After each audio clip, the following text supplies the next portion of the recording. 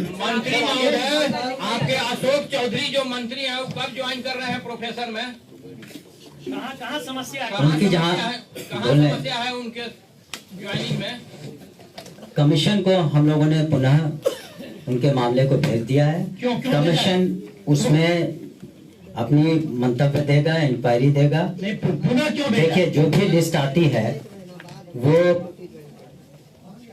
हम लोगों ने उसका समीक्षा की और उनसे पुनः मंतव्य मांगा है। क्यों मांगा सर? क्या कमी है? कुछ कमी हम लोगों ने देखा। देखिए, कुछ बातें जो हैं वो आप निश्चित रूप से जाने कि इसकी सूक्ष्म गहराई से हम लोग देखते हैं और कहीं पर कोई डिफरेंसेस पाया तो इसलिए उनसे पुनः विचार करने के लिए और अपना मंतव्य देने के लिए। नमस्कार, आप देख रहे हैं न्यूज हाट। मैं हूं आपके साथ रितेश शर्मा।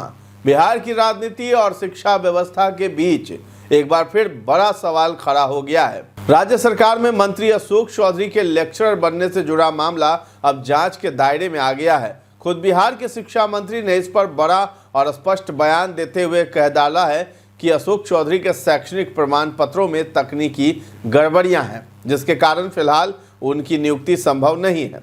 शिक्षा मंत्री ने बताया है कि इस पूरे प्रकरण को लेकर संबंधित आयोग को आधिकारिक पत्र भेज दिया गया है। आयोग से अनुरोध किया गया है कि वो अशोक चौधरी के सभी शैक्षणिक दस्तावेजों, योग्यता और नियमों के अनुपालन की सूक्ष्म जांच करे। दरअसल मंत्री अशोक चौधरी के लेक्चरर बनने को लेकर लंबे समय से चर्चा चल रही थी, लेकिन शिक्षा विभाग की प्रारंभिक जांच में उनके सर्टिफिकेट और योग्यता से जुड़ी कुछ तकनीकी खामियां सामने आई। इसके बाद विभाग ने सीधे निर्णय लेने के बजाय मामले को आयोग के हवाले कर दिया। शिक्षा मंत्री ने दो टूक कहा है कि सरकार नियमों से ऊपर नहीं है, चाहे कोई मंत्री हो या आम नागरिक, सभी के लिए नियम समान है। शिक्षा मंत्री ने साफ किया है कि जब तक आयोग अपनी रिपोर्ट नहीं सौंप देता तब तक इस मामले में कोई अंतिम फैसला नहीं लिया जाएगा। उन्होंने ये भी स्पष्ट किया है कि सरकार की मंशा पूरी तरह पारदर्शी है और किसी भी स्तर पर विशेष रियायत नहीं दी जाएगी। मंत्री महोदय, आपके अशोक चौधरी जो मंत्री हैं वो कब ज्वाइन कर रहे हैं प्रोफेसर में? कहाँ समस्या है? उनकी जहाँ समस्या है उनके ज्वाइनिंग में?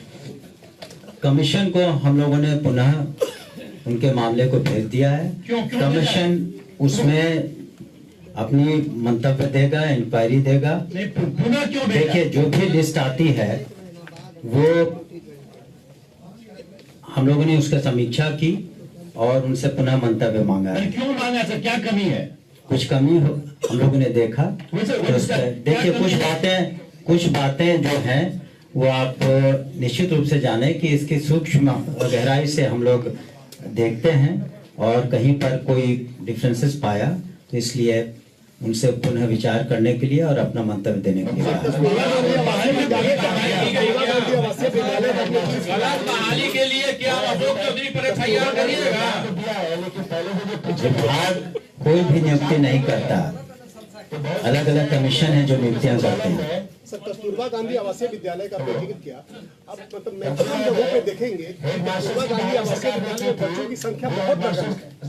मतलब बच्चों की संख्या जो है वो काफी कम है, न के बराबर नहीं है। हम लोग अभी मोतिहारी गए थे, करीब वहाँ पर स्ट्रेंथ था 3500, उसमें 3300 थे। अब रोहतास के तमाम जगहों नहीं, में ठीक है, हो सकता है, उसको हम लोग जानें।